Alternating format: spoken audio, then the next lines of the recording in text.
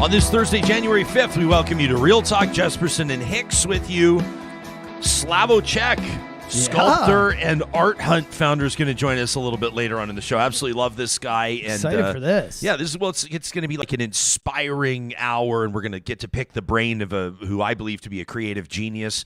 Full disclosure, our family, we are customers of Slavo. We're collectors of his work. We love what he does, and he's just been honored in Edifier magazine as an Edifier Award winner, and for very good reason, including his work in the community with this art hunt where he makes his art accessible and collectible to people that may, I don't know if it really has anything to do with budget. It's more fun than anything. It's a scavenger hunt for folks that may not have room in the pocketbook to collect a Slavo piece. He's hiding them out there in the urban wilderness, which is very cool as well. We've got a lot to talk about. Prince Harry bombshells in his new book, Spare, including, physical altercations with his brother and the whole nine yards. We'll get into that. There's drama in the U.S. House of Representatives. And John Hicks got his blue check mark. Oh, no. You're going to bring this up? I saw it. Congratulations, Johnny. Stop. Don't do it. You took that. Well, I thought that maybe you wouldn't mind chatting about this because everybody's been talking about Twitter lately. And here you are. Here you are in the spotlight. So back in November, we were talking about Twitter Blue and how easy is it to get verified, blah, blah, blah. And so I went and I was like, I'll see how easy it is to get verified. So I signed up for Twitter Blue and nothing happened. Yeah. 2 weeks, 3 weeks, 4 weeks, 5 weeks. Through the holiday break. Over Christmas. You're checking every day. Nothing. So I cancel it. I'm like, this was bullcrap. I thought it would be good for us to talk about on the show. Yeah, sure. I wake up this morning, boom. There you are. Verified. Look at that. But I don't, Johnny Infamous. But I don't get it because I canceled the subscription, which was, I think it was $5 when I signed up, but then it went to $8. Now it's $11. Elon just keeps pumping it up. So I checked this morning. I'm like, okay, I'm no longer subscribed. I'm not giving Elon any dough. So why am I verified? I don't know. Who knows? Just roll with it. You got your blue check mark now. No, but it says what does blue come with again? What's the point of it besides getting the blue check mark? You can change you can change the app icon color. You can send a tweet and then it does like a timer. Yeah. So you can take it back. It gives you like 10, 15, 20 seconds to take back whatever you're about to tweet. There's a couple other things I haven't looked at. I literally got in the studio today and realized this had happened. But now if you go to my account and you click on it, you see that this person is verified because they're paying for Twitter Blue, which I don't like. So you can have it taken away very easily. All you have to do is change your profile pic. Yeah. Because they're trying to keep people from impersonating people. So they'll take away your check mark and then they'll review your account again. And they'll probably see that I'm no longer paying. So you finally got your blue check mark and now that you got it, you want to get rid of it. Yeah. You're thinking of getting rid of it. It was a scientific experiment that went horribly wrong. Well, this was the question that a lot of people were asking is like, who's going to pay for Twitter? And if so, why? Right? Because, I mean, that so-called blue check mark, it gives the account some credibility and some clout, maybe. The blue check mark, I think, was always intended to be like, this is a verified account, like from Twitter saying to Twitter users, this account is who it purports to be. This account is who it says it is. That's great. And so I think that in that sense, the blue check mark plays a role. It is kind of funny, like you said, people are going now to folks' profiles, and if you click on the blue check mark, it tells you whether or not it's a so-called legacy verified account, or like if it's a subscriber to Twitter Blue. And I've seen folks getting chirped online for being subscribers to Twitter Blue, like you bought your check mark. What I don't want. It's what you don't want. So I don't know. It was an experiment, and then I think this just shows though, like they're either backed up or not working properly. Because anyone else who gave Elon money, who really wanted it right away, if you're having to wait like 6 weeks or whatever, so you've paid 2 months already, you've paid him $22 or whatever, you still don't have your check mark, I'd be pissed off. I wasn't pissed off. I just deleted it because I was like, you whatever. Never mentioned it. It didn't work. No. I just noticed it. Well, because it didn't work. So I was like, whatever, I won't bring it up. And I wonder how many people, I'd be curious to know from Real Talkers, like it would be great to hear from people. Let us know, shoot us a note like in the comments on the YouTube page if that's where you're watching, or hit us up on Twitter. How many people actually subscribe to that Twitter Blue? For a lot of people, I think it was an intriguing opportunity. I mean, it's just it's kind of a thing, and then but for the most part, I feel like people, Charles Adler said this on the show a few weeks ago, like he feels like he contributes content to Twitter for free. He's doing his part. Sure. You know, and it's true. Twitter is nothing without the tweets. Mm-hmm. So you got to wonder, like, generally speaking, or big picture, how many people would be willing to pay for it in whatever way, shape, or form. I'll be curious to see what it looks like 1 or 3 or 5 years from now. Sure. And I don't really care. Like I'm kind of done with Twitter, as you see on there. I'm retweeting stuff about the show. I'm not really tweeting a lot anymore because it is kind of a cesspool. So like, you know, I have 10,000 followers on there, as you can see, and like people are following me mostly because of my former radio career and now because I'm here on the show with you and doing this. So I didn't really need the check mark. It was just kind of an experiment. But now I feel like I'm in some weird club where like, am I supporting all of Elon's decisions like the now guy that it's on there? I don't want that. You always wanted to live in a big house, and you finally went and bought the big house, and now you're concerned that people are going to judge you for it. And they're going to find out my mom paid the down payment. You want to move back into your condo. There you go. Cactus Sheriff chiming in on the chat says, I don't even use Twitter. It's such a cesspool. Sean says, I'm never paying for it. Charge me and watch me sign off. Yeah, I have mixed feelings about it. I have mixed feelings about if a gun was put to our head. And I mean, we use Twitter so much just for pushing messages out, for letting people know who's coming up on the show. You can of course follow Real Talk at Real Talk RJ. Follow us on Instagram and TikTok as well, for that matter. But we use it, so it's a tool. So in that sense, I think I don't know, whatever as long as it wasn't outrageous. I don't know, what's it worth? $5, $8, $11 a month? I don't know. It's a tool that we use for our business. $11 a month is nothing.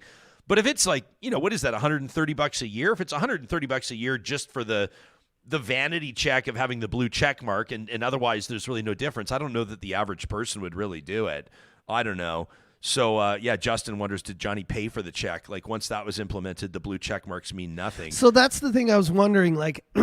you subscribed, and then you unsubscribed, and then you got your check mark. Then I unsubscribed, then I got my check mark. So have I know that people who paid $5 got grandfathered in. Some of them aren't paying subscriptions anymore. Some of the $8 people got grandfathered in, but they're still paying. The $11 people are paying, but aren't getting their check marks. It's all messed up. Like, I'll be honest, and I know what Justin's saying. Like, he says once it was implemented, the blue checks mean nothing. Like, I find myself, I don't know, it's kind of interesting. I've seen a couple curious tweets. Like, I'm talking like real flamethrower type, inflammatory type tweets. I mean, dime a dozen on Twitter, but you see it from like a blue checkmark account, and you're like, wow, if this person's representing a business or representing a broadcast outlet or something, that's a ballsy thing to tweet. And then you click on it, and it says, this account has a check because it's subscribed to Twitter Blue, and you go, well, there you go. Well, there you go. All right. Exactly what I thought. So now it just added that annoying step of like checking the check. They should have like a verified blue check mark, like your Twitter verified. I don't know.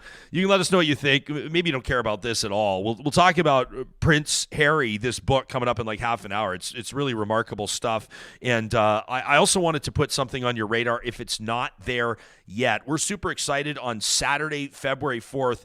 Johnny, you're going to be there with us as well. It's going to be our second annual Real Talk Pond Hockey Classic, and this is out at Larry Alexiak Field in St. Albert. We've got room for 36 teams of 4 or 5 skaters. Imagine like an outdoor festival of Canadiana. That's what this is, with amazing vibes going on. Of course, lots of great hockey. We kick it off with the national anthem. Our friends at Dairy Queen are there with burgers, no big deal. We've got lots of cold beers. We've got bonfires burning everywhere, all in support of a great cause. We're proud here on Real Talk to partner with the Canadian Progress Club of St. Albert to benefit 2 of their charities of choice. That's Uncles and Aunts at Large. You see Robert Clark there, the Oilers anthem singer. That was last year's Real Talk Pond Hockey Classic. What a blast. Uncles and Aunts at Large, and of course KidSport St. Albert, which the team at KidSport does amazing work trying to remove barriers of access to sports, so kids that might not have the financial means or may have other hurdles in their way can still access the benefits and the life lessons that come with learning teamwork and contribution and fighting against adversity and all these types of things. It's an absolute blast. You just go to our website, ryanjesperson.com, click on events, and then look for the Pond Hockey Classic. And, of course, we're going to sell out. We've got room for 36 teams. As mentioned, it will sell out, so don't wait until the last minute. This is Saturday, February the 4th, the second annual Real Talk Pond Hockey Classic. We're also looking for, of course, volunteers and sponsors as we endeavor to raise as much money as possible. $50,000 last year in our first year, which we're really excited about. That doesn't happen without the people attending, without the sponsors and the volunteers. RyanJesperson.com. Click on events and find the Real Talk Pond Hockey Classic. Hey, if you're looking at maybe ramping up your organization game this year, if that's your New Year's resolution, if you're looking to finally get that closet in order, or get the cookbooks organized in the kitchen, or maybe actually be able to show off the art that you're collecting in a proper setup, this is California Closet's wheelhouse. You can check them out online at californiaclosets.ca. It all starts with a free design consultation. That's what my wife Carrie and I did a number of years ago. We were thrilled with the outcome. Honestly transformed our living space down in the main family area, as well as in our bedroom and our guest room. We're so grateful that we invested in California Closets, and they do garages as well.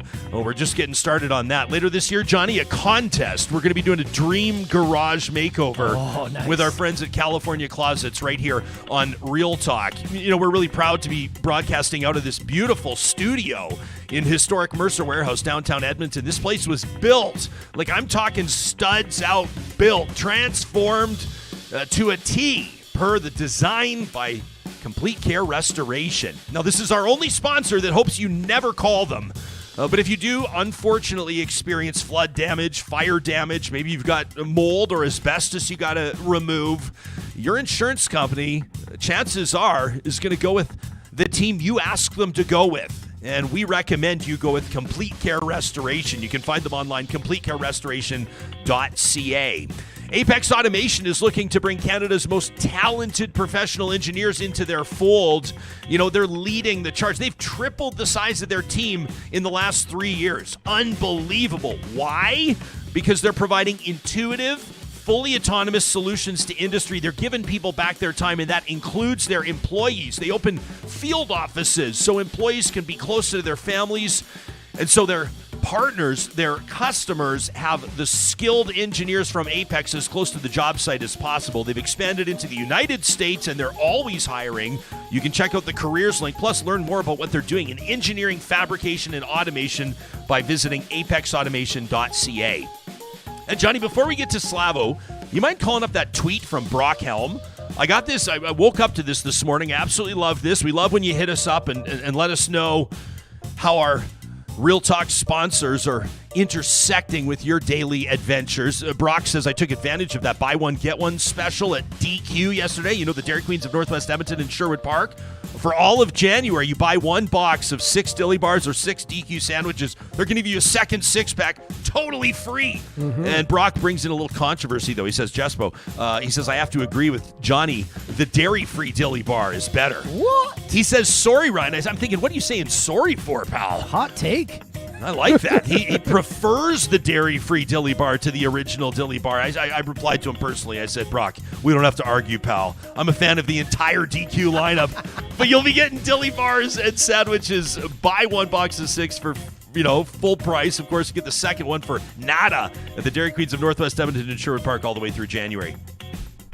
Well, I was really excited when I saw the winter issue, the most recent issue of Edify magazine. You can check it out online, of course, at edifiedmonton.com. You know that Edify, wonderful friends of this show, and very cool to see a very good friend of this show, a philanthropist, an artist, a sculptor, a creator, Slavo Cech, honored as a recipient of an Edifier Award for his contributions to community. And we're really grateful that Slavo's agreed to make time for us this morning on the show. It's nice to see your face, pal. Congratulations and a Happy New Year.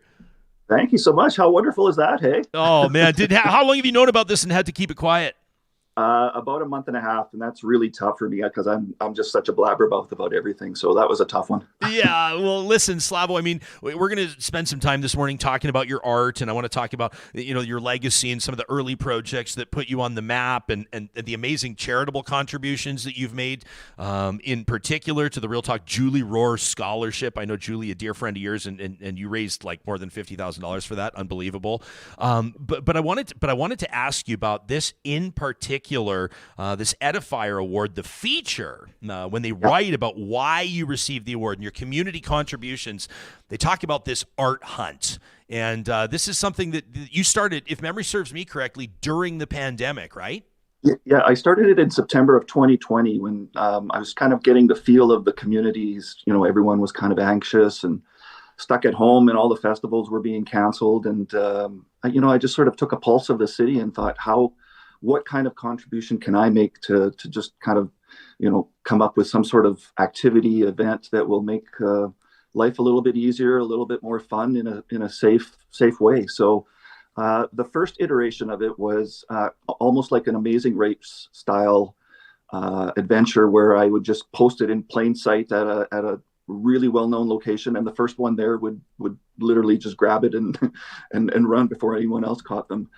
So I did 4 the very first time, and one every 2 hours. So that was a long day.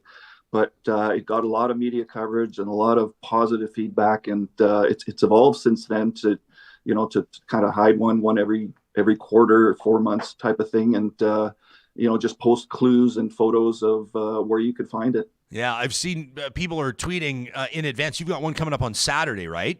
Yeah, the clue drops Saturday at noon, and I've scouted out a new location, and it should be fun. Yeah, so I've seen there's chatter already. I mean, the hashtag Yeg Art Hunt is going to start picking up and trending, and people are already they're already like working on their, I don't know what it is, wayfinding. They're already working. People are trying to. I know they're already plotting the map because I'll never hide it in the same spot, so you can already eliminate some locations. Yeah, well, and people are trying to find patterns in the past locations, so people can use the hashtag to go back and see it all. How do you? I'm looking for a bit of a clue here, some insider info for Real Talk subscribers. But how do you pick your locations? Are you a guy that's often out in nature? I know that your art is inspired by what you see. Yeah, inspired definitely by nature, and I go for walks and sort of, I try to make it fairly accessible. Like it's never going to be hidden on an island like a friend of ours did to us there in Markland when I asked him to do a guest hider, which he's so diabolical that he actually hid it on one of the 2 islands in the city. I'm assuming someone found it.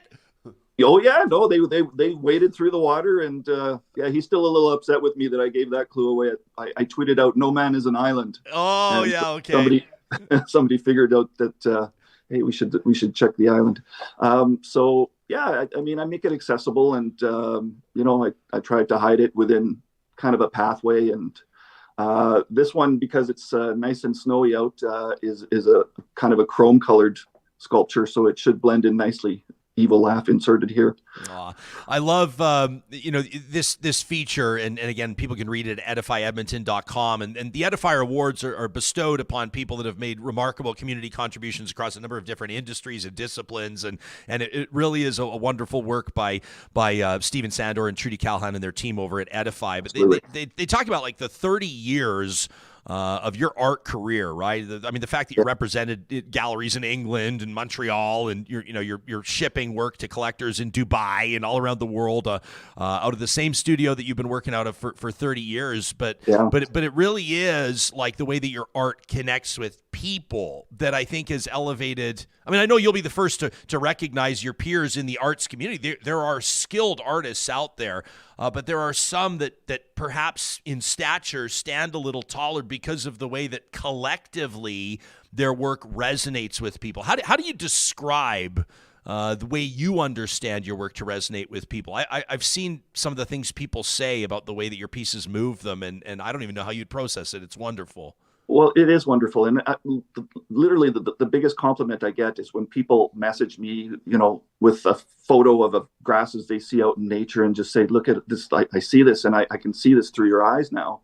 So they look at nature differently. They look at grasses, they look at their surroundings in a different lens. And that's a beautiful thing. So I think that's really why my work resonates with so many is that literally I'm taking what I see in nature and abstracting it in a way that connects with people. Yeah, it's this is the time of year where we can still talk Christmas lights, so you know where this is going. But I want to ask you about this. I don't know how many people know this. I've seen you mention it a couple of times, but you were the guy. You cooked up the idea. You designed the original. This is a regional reference, but folks in Calgary and Edmonton in particular, our home city, on the Telus buildings will have seen those iconic Christmas tree light installations. Would you tell us the story of how those came about? Well, I was when I was in high school, I was working for a gentleman who basically had a monopoly. He did commercial Christmas displays across Canada, and when I finished my marketing at NAIT, I decided to start my own commercial Christmas display company. And I thought a great way to make a splash in a big way is to look at the skyline and try to come up with something big, similar to what was being done in major centers in like New York and things like that with the Rockefeller tree. So I would just try to come up with an idea to do something really big. So I approached the property management team that had the building for AGT at the time. And literally, it's just the idea, and they championed the cause. And it was really their efforts, and all credit goes to them. That, it's one thing to have an idea, but it's to find people that can make it a reality. And they deserve all the credit for that. Yeah, it's cool to see. I mean, we have a ton of, for people that are watching this on YouTube, I feel like this is an interview. It's great. People will hear it on the podcast, but I kind of feel you want to watch this one on YouTube because we've pulled a bunch of images of your work and some videos as well. And it's really fascinating. One of the things I think that social media, as a benefit allows for, we talk about all the negative stuff and the toxicity and the poison. You are like what people would refer to as a perpetual timeline cleanse. It's positivity and creativity from your account. I love that you give your followers inside peeks into not just a work in progress, oftentimes all the way through to installation for your collectors that are kind enough to show off their places. But you give us like the inspiration. You'll show like bulrushes or leaves or right, and I think that's so cool. Well, I'm a curious sort, so I think people like to see where the idea comes from and to sort of follow the process of, like from impetus to completion of work. Oh, this is a cool piece. This is somewhere over. So it's inspired by an abstracted rainbow. So when you're walking around with your wife, Kathy, are you the guy that like always just sort of has his eyes all over the place, head in the clouds, staring at birds on branches and leaves falling? I mean, are you just constantly noticing things? Yeah, and it's kind of bugs her sometimes, but no, in a good way. Yeah, I'm often distracted, and I'll take my camera and lay down on the ground and take that one grass blade picture just to have in my photo library. But yeah, no, I'm always looking for inspiration for sure. Oh, I love it. We're hearing from a lot of people that I've just got a couple of emails as well. So some more private messages from people that either did or did not know, but felt connected to our mutual friend, Julie Rohr. And you're, in putting this scholarship together, the Real Talk Julie Rohr Scholarship, and people can check it out online. It's easy to find just by Googling it. The work that you did and the contribution that you made with your series of the beautiful chaos pendants, really remarkable. I hope people know. I mean, I really want to remind people that not only did you inspire people with that, give people a beautiful piece to wear. I think you made like more than 200 of them, right? It was 108. 108. Okay. Initially, I was only going to do 50, but the demand was so strong. Right, you doubled it. Yeah, that's right. Yeah. But so people have this sort of like, this ongoing reminder of her and the campaign. But also, you raised just a ton of dough for the scholarship. I've never had a chance to ask you, were you caught a little off guard at how that thing just took off? I mean, I guess you said the demand, you doubled the original commitment. So that's a hint. Yeah. It totally caught me off guard. I know that Julie had such an amazing circle of friends, and everyone wanted, a memento. And the thing that really kind of spoke to my heart is that, people see each other in public wearing these things, and it just kind of built a community of people remembering Julie with this beautiful chaos pendant, and that's just such a beautiful thing. Yeah, really amazing, and thanks to your contributions, Slavo. I think people know this. We always want to remind them, and they can find under the Connect link at ryanjesperson.com details on how to apply for this. It's an annual $5,000 scholarship, no strings attached, to a post-secondary student anywhere in Canada that's lost a parent to cancer. It was a difficult decision. We had so many worthy applicants in year one, but the good news is that thanks to contribution, including yours, this thing will be awarded year after year after year after year. So it's amazing, and we're so grateful. Yeah, man. Well, hey, congratulations on the Edifier Award. This is so well deserved. I love the photo of you, by the way. Are you happy with how that turned out? Yeah, they did a great job. I had one with my little pork pie hat. I'm a little disappointed that one didn't make it, but it's a good photo. Yeah, there you go. Well, people can read the feature at edifyedmonton.com, the Edifier Awards 2023. It's the third year that they've done it. Slavo Cech, an amazing friend of this show and a renowned sculptor out of our home city of Edmonton, honored there, along with a really remarkable panel of people. It's nice to see your face, my man. And Saturday, people just, I guess, follow you at Slav_metal urges on Twitter, right, for clues on the art hunt? That would be the best, or you can follow along with the hashtag Yeg Art Hunt or Art Hunt Yeg, either or. Yeah, I see you got 2 hashtags going. I love it. Yeah. Hey, buddy, congratulations, and I can't wait to watch on Saturday. It'll be fun. It's always great to see who winds up with that new piece for their collection. Absolutely. Yeah, Slavo Cech, what a beauty. You can follow him. He's on TikTok. He's on Instagram as well, and you can look to the show notes for information there. His work's so cool, man. So cool. Yeah, he did this. He's done this like canoe commission. People, I know that we're, for a lot of people, this is an audio medium, but just go check out his Instagram and see it. He's like, it's just the way that his design works, the way that he bends metal, the colors that he uses when he paints it is anyway. I love the art hunt too. That's just such a cool, great? Yeah, it's such a cool project. I would now I'm going to be on the hunt for the next one. Well, people are so smart. Like the way that people, like, are you a board game guy? Are you a clue solver? I was just thinking, it was when he was talking, there was this book when I was growing up when I was a kid called Masquerade, and it's about a hare and his journey through life with the sun and the moon and whatever. And at the end of the book, there's like a treasure, and this guy actually hid the treasure. And there was a huge thing when I was a kid in the 90s to try and find this treasure, and finally someone did. But it just reminded me of that. Like it just I don't know. It's just a really cool aspect of what he does, adding another layer to art and how amazing it is. But you know me, I hate art, right? That's what art. Is this the legacy you're going to leave? No, but for people that didn't hear it. No, of course I remember. But this is art I can get behind. This is art that I look at and I get a feeling from. I see it through his eyes. I get his perspective. I looked at it all this morning. I was like, this is really cool stuff. I love that you. I mean, it's kind of funny because you for the background for people that don't know, you basically were commenting. This was during the time there was like that span of a few weeks when the mostly protesters, climate related protests included throwing like tomato soup or other food on renowned, like Emily Carr's paintings were targeted. I think there was a Monet, a Van Gogh, right? I don't remember really. And then these perpetrators, so to speak, these demonstrators were like gluing their hands to the wall of the gallery and blah, blah, blah. And people were saying, string them up. And other people were saying, what do you expect them to do? That's how you get people's attention and blah, blah, blah, blah, blah. And you basically said that you didn't quite understand how something like a painting of a sunflower would be worth like, $50 million or $150 million.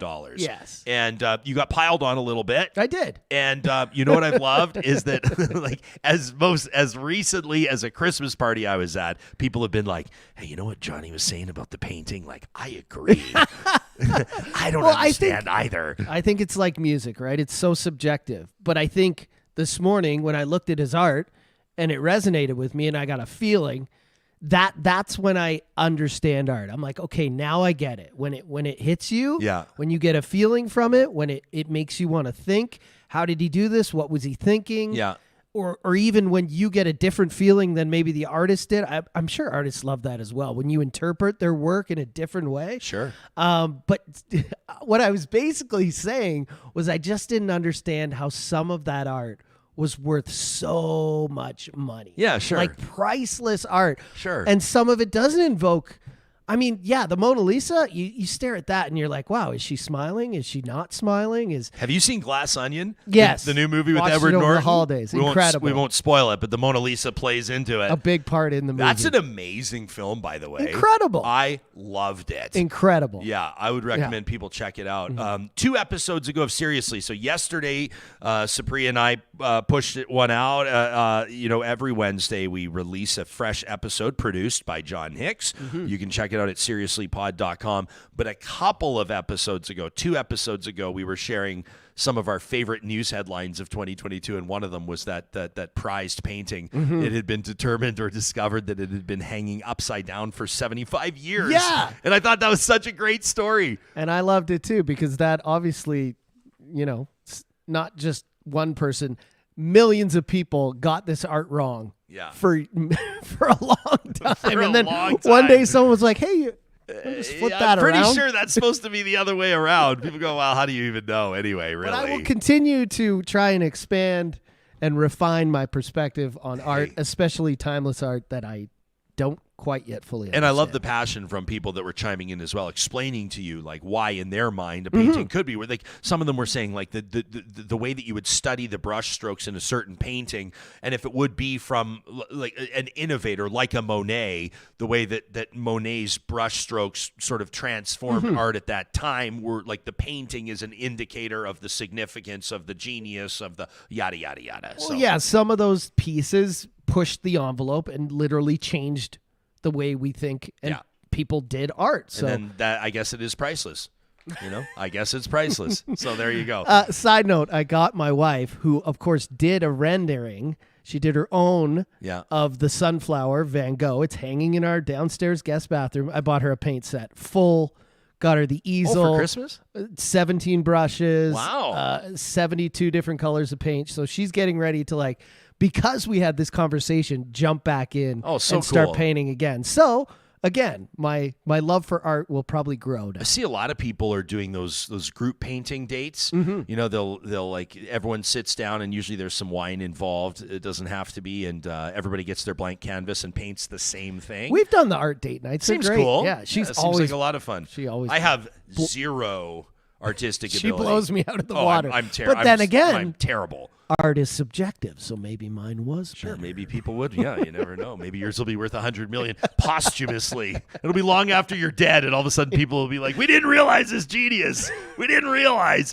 Hey, if you have sustainable energy goals in 2023, today is the perfect time to check out kubienergy.ca. Why would you consider solar with Kubi? Well, here's a few reasons. Number one, solar energy is cleaner than fossil fuels. Period. There's no debate about that. Number two, solar systems installations are a renovation that will increase the value of your home and pay for itself.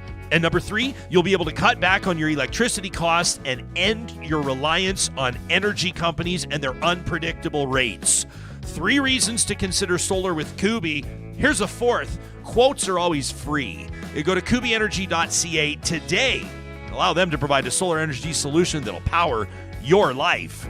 If you watch this show, if you happen to see clips, highlights, or you watch us live streaming or otherwise on YouTube, you've seen this stunning white oak table, the star of the show here in the Real Talk studio. This was conceptualized, designed, built, and delivered by the amazing team at Urban Timber Reclaimed Wood. You can find them online at urbantimber.ca. I recommend you check out their boxcar collection. This is so cool. Reclaimed rail car planks. They've traveled millions of miles across North America. I mean, they're beat up, right? They've got wear and tear. Cargo and freight have been dragged across them as these train cars have rumbled along the tracks for decades. Of course, their team cleans and sands and fills them with epoxy, finishes them with a food-safe coating, and every custom table unique. You will never have 2 urban timber tables look the same. You can check out their brand new showroom. They're open Saturdays, or of course you can drop in through the week. Urban Timber's work, second to none. It speaks for itself. You can check them out online today at urbantimber.ca. At Friesen Brothers, hey, they're just like us. They're keeping the Christmas trees up. They're keeping the decorations up until our Ukrainian friends and family have wrapped up their Christmas celebrations. In fact, this weekend on the Saturday and Sunday, the Friesen Brothers Fresh Market stores are going to be featuring a wonderful Ukrainian Christmas dinner. January 7th and 8th, that's Saturday and Sunday this weekend from 4 to 8 p.m., a special Ukrainian Christmas dinner, all you can eat. for just $25 per person. There's activities for the kids and, of course, everything you would expect on the culinary side, including roasted turkey, Ukrainian sausage, pierogies, cabbage rolls, and so much more. You can find the details on the Fresh Market Store's Ukrainian Christmas Dinner by Friesen Brothers at friesen.com. And a big shout out as well, of course, to our friends at Park Power, your friendly local utilities provider. A couple of things we wanted to mention really quickly about this time of year. Like, it's colder, it's darker, we're using more electricity and natural gas. It's a great time to shop around for utility providers. Chris and his team at Park Power, if you're on the regulated rate or the variable rate for electricity, you might be paying more than you have to. Park Power's current fixed electricity rate plan's almost half the cost, half of the regulated rate option. You can find details online at parkpower.ca. Have you been paying attention to this Prince Harry stuff? I have, yeah. This is wild. It's so crazy in the UK how they hold the royal family on such a pedestal. Like, some people literally hate Harry and Meghan. Oh, like wish them harm. Simply for wanting to have a normal life. It's pretty crazy. And so he's been talking about it, and he's got this new book. So the phrase is, in the monarchy, you need an heir and you need a spare. And so William's the heir and Harry's the spare. And the title of his new book, Spare, is expected to be out. It was supposed to be dropping 5 days from now, but some advanced copies are out. And so people are understanding a little bit more about what's going to be in this book, or what is this book, and some of the implications of it. And it's wild stuff. I mean, the New York Post this morning reporting Harry says both William and Kate, his older brother and his wife, both howled after encouraging Harry to wear that controversial Nazi costume, that Halloween party in 2005. Obviously, you remember that one. Yeah. He says he was encouraged, says he felt like he was manipulated by them. They howled. They thought it was hilarious. Of course, he was publicly shamed and dragged, can I say deservedly, for wearing that costume. He describes his older brother in the book as his arch nemesis, which is a wild thing to put out for public consumption. His arch nemesis, and he divulges that this is the Globe Mail reporting this morning. Michael Holden, William reportedly knocked him to the floor, shattering a dog dish underneath him, broken glass everywhere in a fight over Meghan, his bride, Meghan Markle. Wow. Yeah. Not over her affection, probably just... No. I mean, that would be an added layer. That would be a really... it's a love triangle. Actually, yeah. I just ordered this book. It basically says there was an argument, an altercation. Reuters is the one that originally reported this one. The altercation between the two brothers, obviously the sons of King Charles, everybody knows. The brawl was in 2019, relatively recently. Took place reportedly at Harry's London home after William described Meghan Markle as abrasive, rude, and difficult. Harry, in his version of events, said that sounded like the press narrative about his wife, which it does. He says, William grabbed me by the collar, ripping my necklace, knocked me to the floor. Quote, I landed on the dog's bowl, which cracked under my back, the pieces cutting into me. I laid there for a moment, dazed, then got to my feet and told him to get out. Wow. Spokespeople for Prince William and King Charles have declined to comment. That's bigger than Conor McGregor and Floyd Mayweather, that fight right there. That would rake in the millions. But I don't know. It's weird. I think she was just trying to break the mold. She was trying to do things differently. She wanted to try. She knew what she was getting into. You're talking about Meghan Markle? Yeah, royal family. And she just wanted to try and have somewhat of a normal life. And people didn't like that. They got to follow the rules there. So I think... Yeah, I think she got a bad rap there. She's got a raw deal. This 6-part Netflix documentary has been, I think, enlightening for a lot of people as well. And I've just I'll be honest, full disclosure, I haven't watched it, but I've been too busy watching Glass Onion and making my way through a couple of other ones of the must sees. But people talking about basically the strong feelings that these revelations have prompted a lot of people to feel about the royal family and kind of coming to a better understanding about it. There's never really been a prominent voice. I mean, I can think Diana pushed back, but in a way with like this grace and class and a little bit more of a sort of a.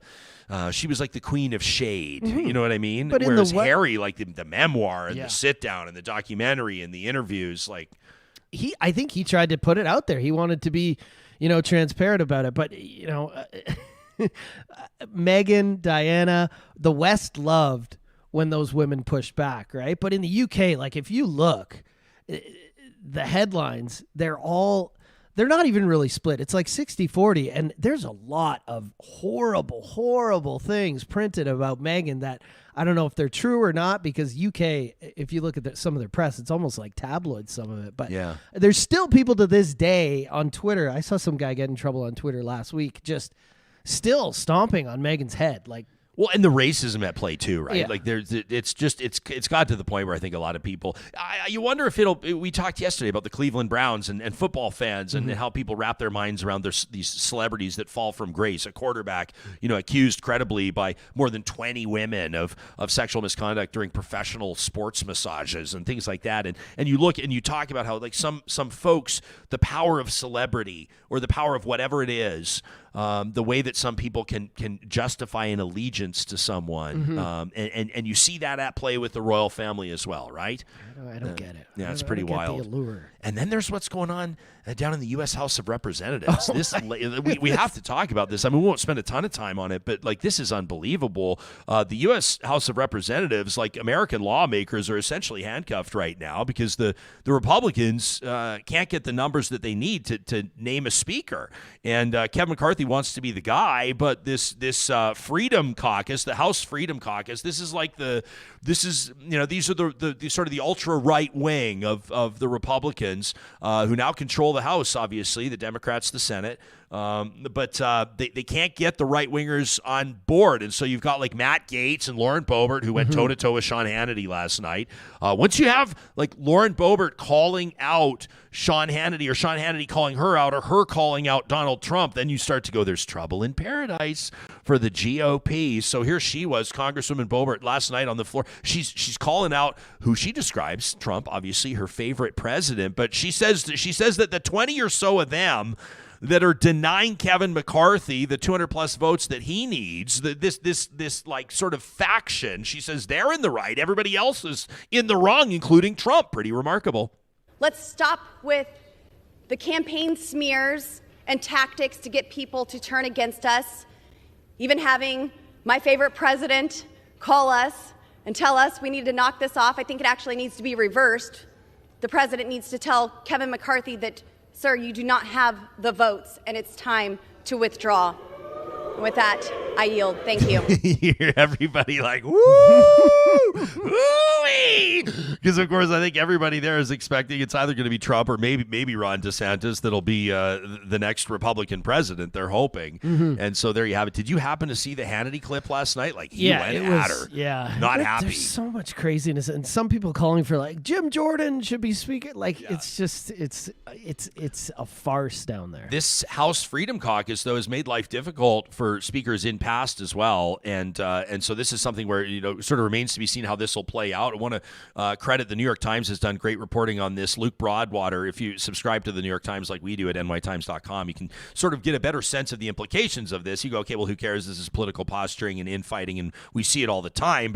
But without swearing in lawmakers in the House, they need a speaker to do so. The House ceases to function.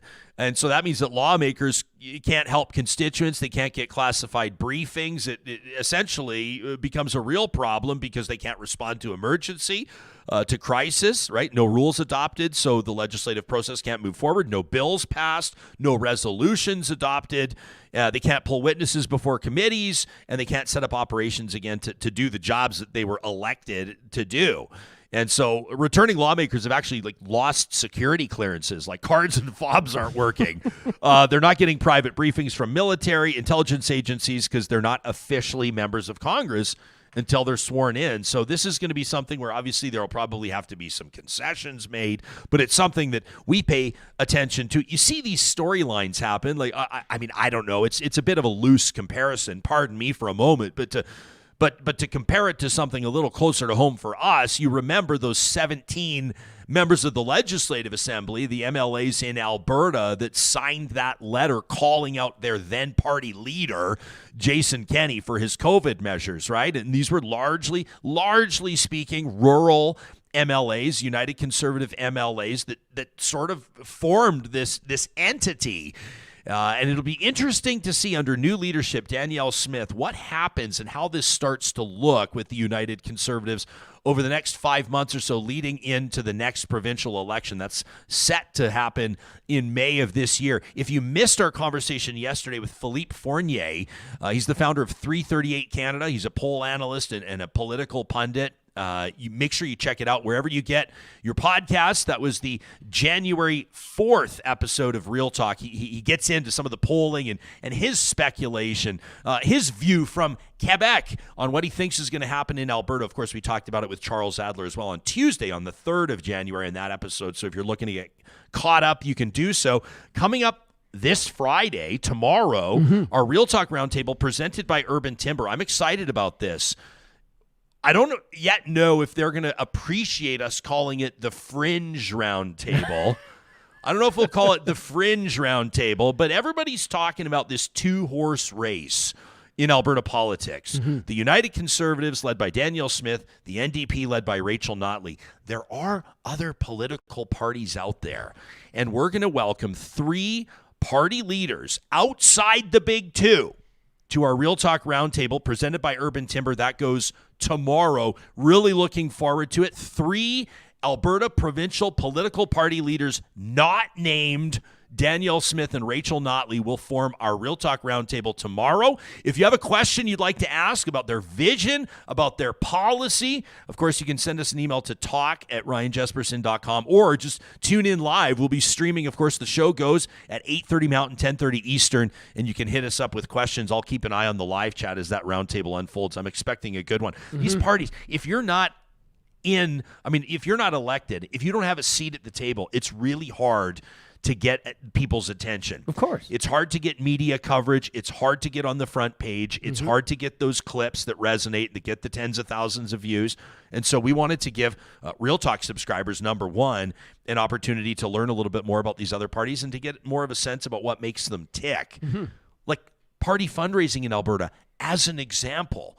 You know, number 3 on Alberta political party fundraising last quarter, number 3, pro-life.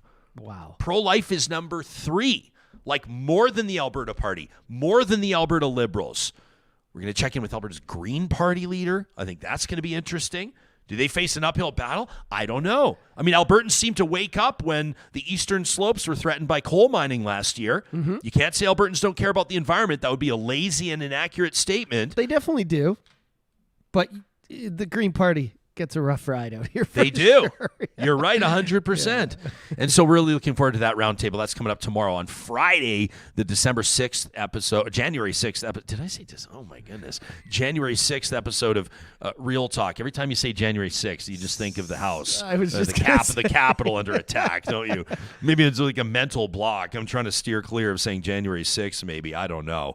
Our friends at Local Environmental Services coming up on Friday as well. Coming up on tomorrow, we'll present Trash Talk. It's your chance to blow off a little steam, to use the words you would never say in front of your parents. In an email to us, you can let us know what's grinding your gears, what's got your goat. Trash Talk presented, as always, by Local Environmental Services. They've been keeping it local in Edmonton, Whitecourt, Regina, and area, still family-owned.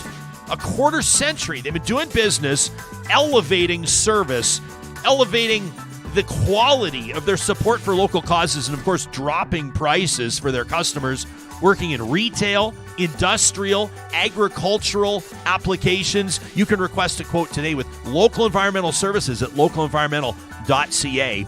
And I want to hammer this one home. If you have a vision of entertaining outdoors this summer, you want to welcome people to your beautiful brand new front or backyard, whether you've lived in the house forever or whether you're just moving in, trust Eden Landscaping to bring that outdoor space to a level that you've only thought you could dream of. Work with them. Understand their philosophy about exceptional landscapes. You know, why enjoyment and function coexist in a successful design. A coherent artistic direction that will stand up over time. Provide, of course, added value to your property and the enjoyment. I mean, think of a new water feature, maybe an outdoor kitchen. Sky's the limit with Eden Landscaping. You can get the ball rolling, get that conversation started today, so you're ready to go this summer at landscapeedmonton.ca. So as mentioned, tomorrow we've got the Real Talk Roundtable, we've got Trash Talk, and of course, in the meantime, you've got an opportunity to catch up on a new, fresh episode of Seriously with Supriya and I. We take a look at some of the messaging from former Conservative leader Erin O'Toole about the tone that Conservative politics is taking, and of course, Pierre Poilievre's response, and Andrew Tate versus Greta Thunberg. It's all in the spotlight at seriouslypod.com. We'll talk to you again soon. Thanks for checking out Real Talk.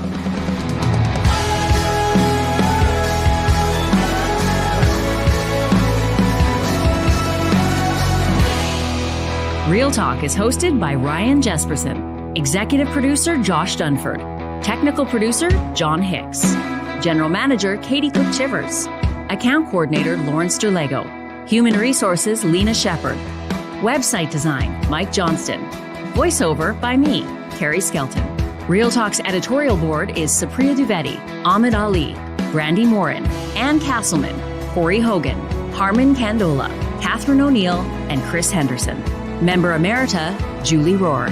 Real Talk is recorded in Edmonton, Alberta on Treaty 6 territory, the traditional and ancestral territory of the Cree, Dene, Blackfoot, Saulteaux, and Nakota Sioux, home to the Métis settlements and the Métis Nation of Alberta. Real Talk is a relay project. For more, check out ryanjesperson.com.